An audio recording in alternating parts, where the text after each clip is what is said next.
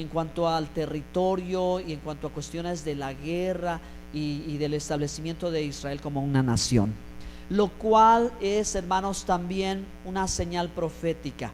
Y si ustedes tienen un poquito de memoria y notaron que en años pasados, hermanos, se vio un fenómeno curioso en el cielo conocido como las lunas de sangre. Las lunas de sangre en el 2014, en el 2015, creo también en el 2016, aparecieron en las fechas de las fiestas bíblicas, lo cual, verdad, era un fenómeno no ocurrido en siglos atrás, pero lo cual, verdad, por un lado parecía augurar en el futuro violencia y sangre, pero por otro lado, hermanos, también se reflejaba acerca del pueblo de Israel. Era una nota. La luna, hermanos, tiene como es un símbolo de Israel, y el sol, se dice dentro del contexto bíblico, representa a las naciones, ¿verdad? Es uno de los sentidos que se le da a la luna y al sol y a las estrellas, ¿de acuerdo? Entonces, la aparición de la luna implicaba algo para el pueblo de Israel. Dios quiera, hermanos, y que esto que venga para el pueblo de Israel sea completamente bueno, aunque no es de fiarse, no solo para el pueblo judío. Digo, hago una pausa, sea una buena señal no solo para el pueblo judío con el presidente de Estados Unidos, sino para el pueblo cristiano, porque, verdad, al parecer hay también una fe que él ha procurado darla públicamente y abiertamente a conocer. Ustedes ven que hizo su juramento sobre 2 Biblias, ¿verdad? La Biblia de George Washington sí, bueno, ahí me van a perdonar, ¿ok? De la que siempre se ocupa, y la que le dio su abuelita cuando era un niño. Qué tierno. Pero es que lo que nos está diciendo simplemente es que hubo una instrucción, ¿verdad? Hubo una enseñanza de fe, hubo algo en la vida de este hombre multimillonario, empresario y ahora presidente, que estableció pues claras bases y claros principios. Dios quiere, hermanos, que esto sea bueno para el pueblo judío, ¿verdad? Para el establecimiento y el florecimiento de Israel como una señal profética, y para el pueblo cristiano alrededor del mundo, lo que implica un contraataque a las fuerzas islámicas, hermanos, que están persiguiendo no solo a judíos, sino a cristianos. Siempre ha sido en la historia universal así: primero el judío y luego, ¿verdad?, el cristiano. Desde que apareció el cristianismo y desde que hubo quien se opuso con las yihad o las guerras santas o la Santa Inquisición este tipo de cosas en la historia del mundo, ¿de acuerdo? Pero la Biblia dice: maldito el hombre que confía en el hombre. Hay algo, hermanos, que nosotros sí sabemos y hay que estar atentos, ¿verdad? Y bueno, pues esto es algo que yo pensé y dije: me parece muy bien que estuvieran 5 pastores en la Casa Blanca en la ceremonia de la toma de posesión del presidente. 5 pastores importantes, entre ellos uno latino, y entre ellos un pastor judío mesiánico, hermanos, que es el principal orador en el Congreso, en la apertura de la toma de posesión de Donald Trump. Y este pastor, hermanos, es el autor de un libro que se llama El Presagio, y que precisamente tomó, ¿verdad?, todo el contexto de las lunas de sangre para hacer, ¿verdad?, ese pronóstico de lo que al mundo vendría y de cómo sería la situación en el mundo. Y si en Norteamérica no volteaba la mirada a Dios, hermanos, perdía ese liderazgo y perdería esa posición que tendría, y las cosas serían removidas en el mundo. Pero miren, hermanos, cómo ahora, ¿verdad?, este hombre está colocado en ese lugar. ¿Quién lo puso? Dios lo puso. La Biblia, en el libro del profeta Daniel, dice: porque Dios pone reyes y quita reyes. Y aquí es donde conectamos este suceso importante en el mundo con lo que la palabra de Dios hoy nos tiene que hablar. Para esto citamos el versículo de Jueces 21, verso 25. Es el último versículo de 21 capítulos que tiene el libro de los Jueces, o Shofetim en el hebreo. Shofetim significan jueces, legisladores, salvadores, ¿ok? Dice Jueces 21-25. En estos días no había rey en Israel, cada uno hacía lo que bien le parecía. Vemos, hermanos, para remontar la historia ahora del pueblo de Israel, que el pueblo de Israel se consolida como pueblo, no solo como las familias de Abraham, Isaac y Jacob, sino como pueblo cuando salen de Egipto. La salida de Egipto marca el inicio del pueblo de Israel, que se constituye posteriormente la nación de Israel, y que cuando se establece el reinado se hace un imperio, ¿sí? Un grande imperio que influye a todo el mundo. Cuando Israel, hermanos, va a entrar a la tierra de Canaán, a la tierra prometida, Josué introduce, no Moisés, Josué introduce al pueblo, y transcurren aproximadamente 80 años en la toma de la tierra, la posesión de la tierra y la distribución de la tierra. Pero aún a pesar de esa historia en que Dios le dijo, saquen a los cananeos, expúlsenlos o aniquílenlos, o sea, que mueran ellos, ¿verdad? Dios hace una purificación de la tierra, porque era una tierra marcada, hermanos, por la brujería, el ocultismo, la perversión, etcétera, etcétera. Y además de eso era una fortaleza, hermanos. No era sencillo entrar a la tierra de Canaán. Dios introduce a su pueblo, y su pueblo se establece como la nación de Israel y toma posesión, aunque comete muchas faltas y permite que haya moradores de otros pueblos, es decir, de los pueblos cananeos, entre el pueblo de Israel. Lo cual, hermanos, aunque Josué, siendo un jefe militar extraordinario, dirigió a las 12 tribus y entregó gran parte, casi la totalidad de la tierra, todavía faltaban lugares que tomar posesión. El asunto ahora que vamos a entrar en el libro de los Jueces es que, hermanos, Israel vive una teocracia. Eso quiere decir que vive bajo el gobierno de Dios. Es decir, todos saben que Dios es el rey. Israel no necesita rey, porque ya tiene uno. Se llama Jehová de los ejércitos. Amén.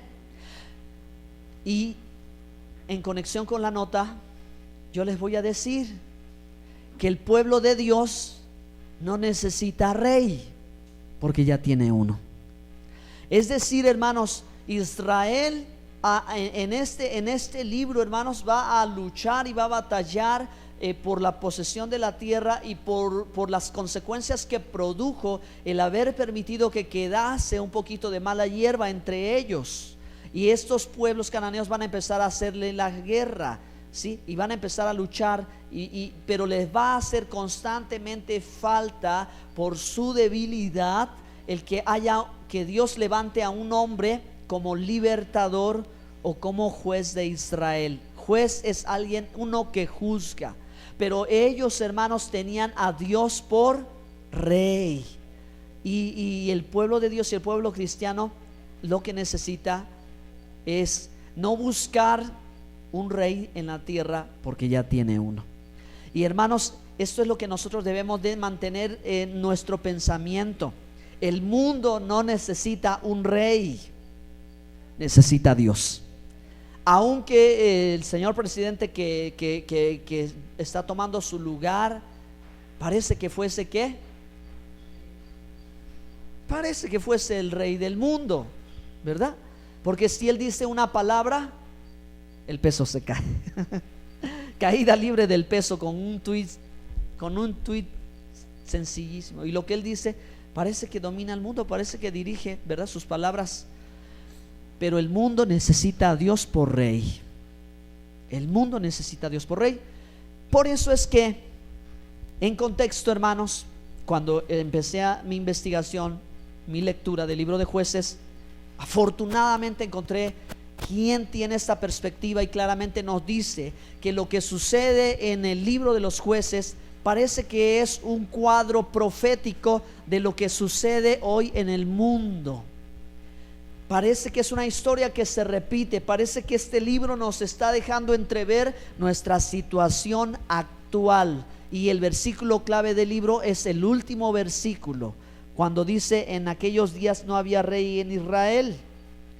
No había rey en Israel, es decir, no había un personaje, no había un hombre, porque ellos querían ver a un hombre, porque ellos querían estar bajo el liderazgo de un hombre, porque ellos estaban buscando al hombre y no a Dios, porque ya ellos sabían que Dios era el rey de Israel, pero no querían sujetarse a su reinado, no querían sujetarse a sus mandamientos, no querían sujetarse a su autoridad. Entonces, como las otras naciones querían buscar rey, mientras esto sucedía, hermanos, cada quien hacía lo que bien le parecía. Hacer lo que bien le parece a uno es la relatividad, y el mundo hoy piensa en relatividad, o sea, todo es relativo, no hay una sola verdad absoluta, no hay absoluto, hay relativo. El mundo es así, la mentalidad de la sociedad es así. Por eso es que si a la gente algo le gusta, dice que es bueno, y si la gente a algo no le gusta, dice que es malo. Es relativo. Pero hermanos, con Dios y con sus mandamientos y con el Rey que es el Señor, no hay nada relativo, todo es absoluto, porque Él es la verdad. Amén. Es la verdad, y Jesucristo es el Rey de Reyes y Él es la verdad absoluta. Pero cuando la gente no quiere apegarse a esta verdad ni a esta instrucción de vida, a la palabra de Dios, entonces ella va a opinar y va a vivir, y por consecuencia la sociedad y el mundo hará lo que bien le parezca, sea acertado o esté equivocado. Este es el reflejo de la sociedad de hoy, y es lo que pasaba en Israel, porque Israel, hermanos, no se había detenido a estudiar las sagradas escrituras para que ellos entendieran lo que era bueno y lo que era malo, lo que era sagrado y lo que era impuro, lo que era santo y lo que estaba mal, lo que estaba bien. Ellos no habían dado tiempo, entre tanta guerra y tanto que hacer, que no se dieron tiempo para escudriñar la palabra. Y entonces, conclusión, cada quien hace lo que bien le parece. ¿Qué sucede, hermanos? Que sus enemigos comienzan a tomar ventaja del pueblo de Israel, y empieza la guerra, y ellos viven, hermanos, a lo largo de aproximadamente unos 200 años o un poquito más de tiempo, hasta que llega el primer rey, el rey Saúl, para el pueblo de Israel. Y verdad, Dios les da rey como ellos tanto anhelaban. Y hermanos, entonces cambian ahora adoptan ese modelo de un rey, de un hombre terrenal. Y esa será una historia que más adelante vamos a continuar. Pero Israel, entre esas batallas, hermanos, clama a Dios, y suceden tres cosas desafortunadas en 7 episodios en aproximadamente más de 200 años. Y estas tres cosas les hemos llamado la triple A, para que no lo olviden. Estaba sucediendo socialmente una apostasía. Estaba sucediendo entre Israel una apatía espiritual. Y en tercer lugar, estaba viviendo una anarquía. Es decir, como no había rey en Israel y ellos no querían someterse a la instrucción de Dios, estaban haciendo lo que bien le parecía. Entonces no era sencillo que se organizaran, que se pusieran de acuerdo. No se ponían de acuerdo, así que a uno le parecía una cosa y a otro le parecía otra cosa, ¿sí? Entonces había ingobernabilidad entre ellos, anarquía. Cada quien hace lo que quiere, eso es anarquía. Apatía espiritual, porque no había una búsqueda de Dios. Este fenómeno sucedía, apréndanlo, hermanos. El pueblo estaba sufriendo la consecuencia del apartamiento de Dios. Cuando el pueblo sufría el apartamiento de Dios, comenzaba a aclamar. Todos digan aclamar. Punto 1, sufrían. Consecuencia, clamaban. Siguiente punto, ¿cuál creen que era? Que Dios escuchaba, y cuando Dios respondía al clamor, Él los salvaba. Cuando Dios salvaba a su pueblo Israel porque levantaba a un juez, a continuación sucedía que el pueblo volvía otra vez atrás, apartaba sus ojos de Jehová su Dios, se volvía del Señor, se despegaba del Señor y volvía ¿a qué? A sufrir. Pero cuando Israel volvía a sufrir, ¿qué pasaba? clamaba al Señor. Y cuando Israel clamaba a Dios en su gran misericordia, a pesar de que el pecado ahora aquí fue mayor que el anterior, ¿qué hacía? Los escuchaba y los salvaba. Tercera vez, vamos a ver si ya aprendimos la lección Israel. Cuando Dios salvaba a Israel, Israel volvía a reincidir en el pecado. Como los pueblos paganos tenían costumbres y cultura idólatra, ellos lo adoptaban de tal manera, hermanos, que aún ya estaban cayendo en la idolatría, en la adoración de terafines y imágenes de piedra, y aún en la adoración pagana. ¿Qué sucedía a consecuencia de eso? Sufrían. ¿Y qué pasaba a continuación? Clamaban. ¿Qué hacía Dios? Los escuchaba y los salvaba, porque ahí es cuando se levantaba un juez libertador. 7 veces, hermanos, Israel hizo esto. El libro de Jueces nos relata este acontecimiento a causa de su apostasía, su apatía y su anarquía. Un pueblo que hace lo que bien le parece y no teme a Dios, y no dice: Señor, tú gobiernas, Señor, tú mandas. Si tú mandas en tu reino hay leyes. Si tú eres el rey en tu reino, ¿verdad? También hay justicia, hay derecho. Pero si el Israel y el pueblo de Dios no quiere que Dios gobierne su vida, entonces, hermano, la historia se va a volver a repetir, hermanos, y así. Pero la Biblia dice que cada vez que Israel hacía este ciclo, lo que acontecía era peor, era más duro. Hermanos, ellos tenían que clamar más, tenían que sufrir más, había más dolor porque el pecado era mayor. Hay que recordar que Jesús dijo: vete y no peques más, para que nada malo, nada peor te acontezca. El Señor Jesús quería romper ese círculo, hermanos, en el que Israel cayó. Ustedes pueden imaginar un resorte. Hermanos, hay cosas en la vida que nos hacen descender, que tenemos que escapar, que tenemos que romper ese círculo vicioso.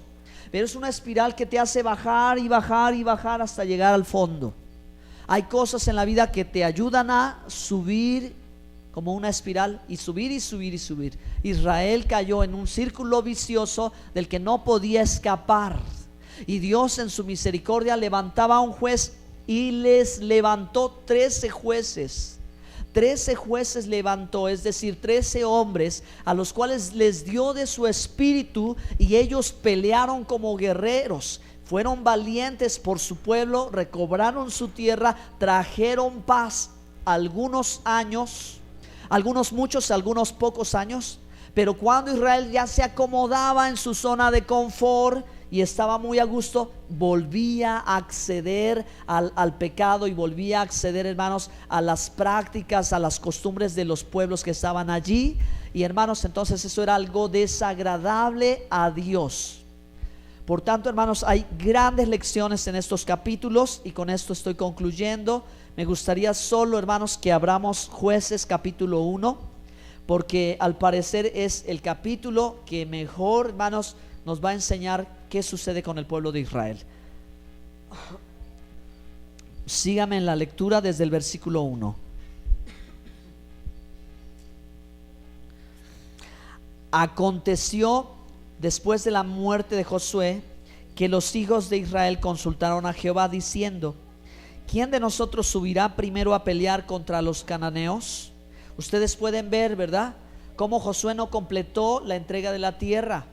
Él al final dijo: si ustedes quieren seguir a Baal, si ustedes quieren ir en pos de otros dioses, vayan. Yo y mi casa serviremos a Jehová. Así termina Josué diciendo: yo y mi casa serviremos a Dios. Si ustedes quieren practicar las costumbres de los pueblos, adelante. Yo y mi casa vamos a seguir a Dios. Entonces, como no completan esto, ahora Israel consulta a Dios, verso 2, y Jehová le responde: Judá subirá.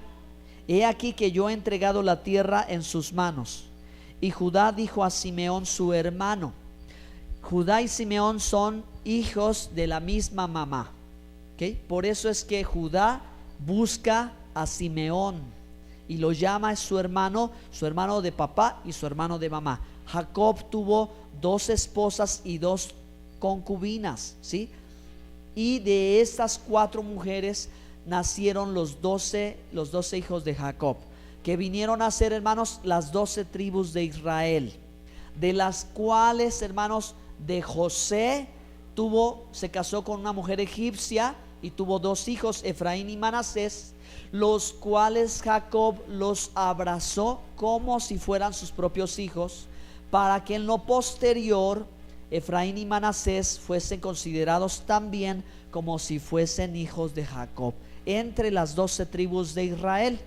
En ocasiones se omite a José y se menciona a Efraín y Manasés. ¿De acuerdo? Bueno, vamos al verso 3.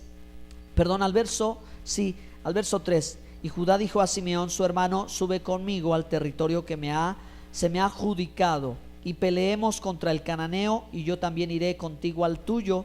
Y Simeón fue con él. Y subió Judá, y Jehová entregó en sus manos al cananeo y al fereceo, e hirieron ellos en Besec a 10,000 hombres, y hallaron a Adonibesec en Besec, y pelearon contra él, y derrotaron al cananeo y al fereceo. Mas Adonibesec huyó, y le siguieron y le prendieron, y le cortaron los pulgares de las manos y de los pies. Entonces dijo Adonibesec: 70 reyes, cortados los pulgares de sus manos y de sus pies, recogían las migajas debajo de mi mesa. Como yo hice, así me ha pagado Dios. Y le llevaron a Jerusalén, donde murió. Nota importante, hermanos, que Adonibesec haya sido enterrado en Jerusalén o haya muerto en Jerusalén implica algo, y yo quiero pensar que él se arrepintió. Él no fue matado instantáneamente, sino vivió. Y esto habla de lo mal que él hizo y de las consecuencias de sus actos. Lo que sembró cosechó. Y cuando la escritura dice llevarlo a Jerusalén y que muera en Jerusalén, hermano, es algo importante, porque Jerusalén es la ciudad del gran rey y es la ciudad escogida de Dios. Esto implica algo. Quizás él realmente tuvo un profundo arrepentimiento y se convirtió al Dios de Israel. Vamos a leer un poquito más, por favor. Judá conquista Jerusalén y a Hebrón, y combatieron los hijos de Judá a Jerusalén y la tomaron, y pasaron a sus habitantes a filo de espada, y pusieron fuego a la ciudad. Después los hijos de Judá descendieron para pelear contra el cananeo que habitaba en las montañas, en el Negev y en los llanos. Y marchó Judá contra el cananeo que habitaba en Hebrón, la cual llamaba antes Kiriat Arba, e hirieron a Sesaí, a Aimán y a Talmai. De allí fue a los que habitaban en Debir, que antes se llamaba Kiriat Sefer. Y dijo Caleb: el que atacare a Kiriat Sefer y la tomare, yo le daré Axa mi hija por mujer. Y la tomó Otoniel. Hermanos, aquí está el primer juez de Israel. Con esto comienza una sucesión de hombres, y también, ¿verdad?, Débora, una mujer, que se levantaron a pelear como una guerrillera militar. Quiero poner un ejemplo que nosotros conocemos en nuestro país, por ejemplo, Emiliano Zapata. Si recordamos al caudillo que se levanta con el pueblo, ¿verdad? Hagamos de cuenta que esa figura es como esa figura militar. Alguien que se levanta y que va con el pueblo y que pelea por la tierra y que recupera la tierra. Y a estos hombres y mujeres se les consideró jueces de jueces de Israel. Y un juez en la escritura significa uno que juzga. Ahora, hermanos, ya casi voy a terminar la lectura, estamos contextualizando. Hay mucho que decir del tema de juzgar. Hay mucho que decir, tanto en el Antiguo Testamento como en el Nuevo Testamento. Y hoy parece que nosotros tenemos dificultades a la hora de juzgar. Pero la palabra de Dios dice que el que es espiritual juzga todas las cosas, y él no es juzgado de nadie. Hay que entender cómo es eso, ¿ok? Hay instrucciones sobre la forma correcta para emitir un juicio. La verdad es que se necesita que se emita juicio. Cuando Moisés tenía, hermanos, a todo el pueblo con problemas diferentes, él tenía que ser el juez, o sea, el que determinaba si un asunto era apropiado o era equivocado, y que estaba bien, que estaba mal, y dar la determinación, y así lo hacía el pueblo. La Biblia dice que Moisés estableció 70 ancianos, los cuales estos ancianos iban a juzgar la problemática de Israel. Ahora, solo para seguir mencionando esto, Dios le dijo a Noé, hermanos, que de su descendencia, Sem, Cam y Jafet, y los posterior a esta descendencia que formaron 70 naciones, que en todas ellas hubiera cortes de justicia. En todas ellas habría cortes de justicia, donde todo problema tendría que ser traído a una autoridad legal, y entonces resolver el asunto y determinar qué se debería de hacer. Esto Dios lo estableció para el mundo entero. Por eso es que en muchos países, en la mayoría, que hay juzgados. Entonces esto no es idea del hombre, esto Dios lo estableció para que pudiera formarse las comunidades, la sociedad y las naciones. Pero, hermano, cuando los pueblos cananeos juzgaban a como les parecía, Israel tenía la Torá, ¿sí? O sea, lo que los 70 ancianos que Moisés instruyó con la Torá, ellos juzgaban porque era la palabra de verdad y era la ley de Dios. No juzgaban bajo sus propios criterios.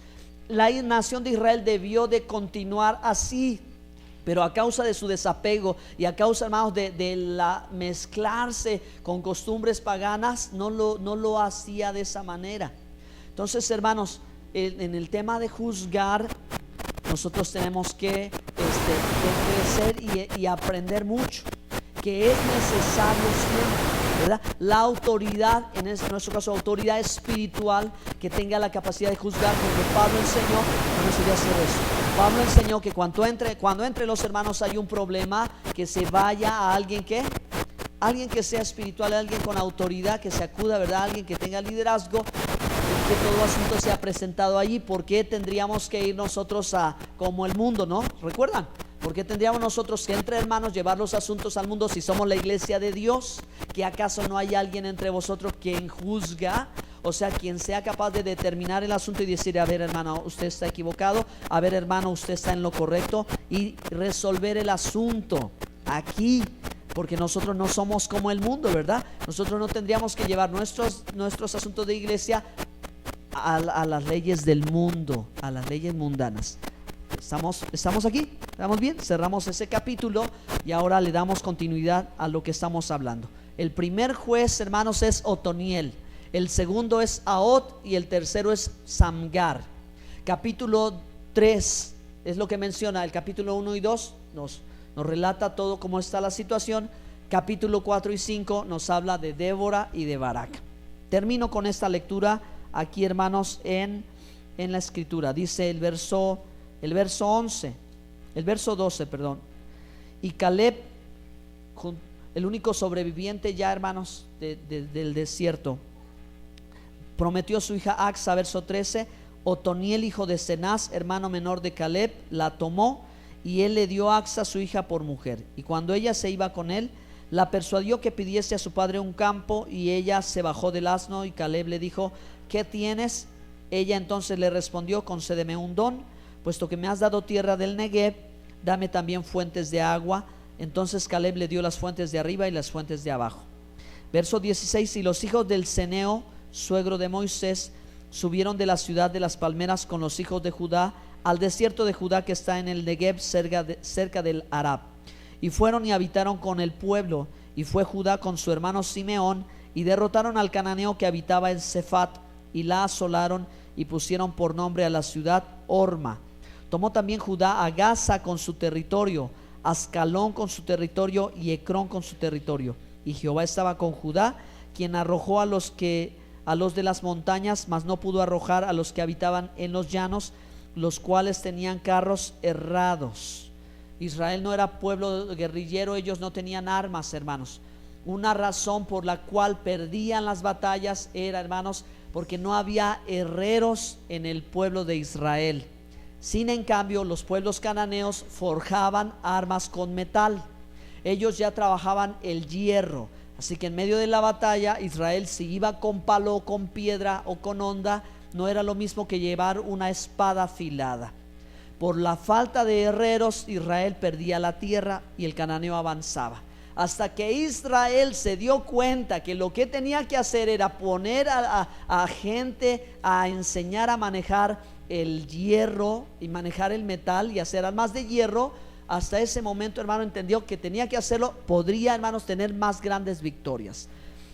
Voy a mandar el mensaje a otro punto totalmente diferente, que usted va a ver qué pasa cuando el pueblo de Dios no tiene herreros. Y me acordé que escuché esa enseñanza poderosa. El pueblo de Israel, o sea, el pueblo de Dios, nos trasladado a nuestro contexto hoy, perdemos batallas porque somos un pueblo que no sabe, que no tiene herreros. ¿Qué son los herreros, hermanos? Son los fabricantes de armas de guerra, ¿sí? Cuando no hay herreros entre el pueblo de Israel, es decir, los herreros que representan, si nuestra batalla y nuestra guerra no es contra sangre y carne, sino contra principados y potestades, si los principados y los potestades nos ganan ventaja y nosotros no tenemos o sabemos pelear nuestras batallas porque no tenemos las armas que necesitamos, en la iglesia necesitamos gente metida en la guerra espiritual. Amén. Eso es lo que significa que no haya herreros, que no haya quien capacite, que no haya gente con carácter, que no haya gente de guerra. Se necesita la gente de guerra para la batalla espiritual. Porque como Israel inocentemente, el enemigo con sutileza va haciendo su plan y gana ventaja, y nosotros no sabemos cómo luchar. Lo único que podemos hacer es clamar a Dios con toda nuestra fuerza, y cuando ya estamos en el punto de la desesperación, siempre Dios llega y nos saca adelante. ¿Sí o no? Entonces, sabiduría de lo alto, hermanos. Como ya hemos dicho, vivimos en tiempo de guerra, pero nuestra batalla es espiritual. ¿Qué tenemos que hacer? Hay que prepararnos para la batalla. En la iglesia se necesita gente de muchas características, pero también se necesita gente guerrera. Y en alguna otra ocasión nos ha sorprendido ver a un hermano muy gritón, o en una otra ocasión nos ha sorprendido ver a un hermano muy acelerado. Pero hermano, ese hermanito, ese es el herrero. En esta iglesia debe de haber herreros, o sea, gente metida a la guerra que agarre a otro y le diga: mira, esto se pelea así. Porque lo que se conquista en guerra se mantiene en guerra. Lo que Dios te dio y lo ganaste porque tú oraste, clamaste y llegó el botín, la recompensa, la ganaste, quiere decir, significa que tú la debes de seguir manteniendo, como la tierra de Israel. Ellos entraron en guerra, la conquistaron, pero sus enemigos iban ganando ventaja. ¿Qué tenían que hacer? No había forma de firmar tratado de paz. Ellos tenían que pelear. Así es. Lo que has ganado en guerra, lo que has luchado en el Señor, en oración y en ayuno, y has estado, Señor, y el Señor te lo dio. Si tú dejas de orar, si tú dejas de clamar, si tú dejas de luchar, el enemigo va a querer otra vez ganar terreno. Ese es el principio. Hoy miren, le dimos la vuelta a este mensaje. Necesitamos levantarnos como gente de guerra, que sepa usar armas, que sepa pelear, que sepa sacar carácter, hermano, que sepa ser fuerte, que sepa reprender al enemigo, que se mantenga firme. Amén. Póngase de pie. Denle un aplauso al Señor en esta noche. Y bueno, qué aplauso, hermano.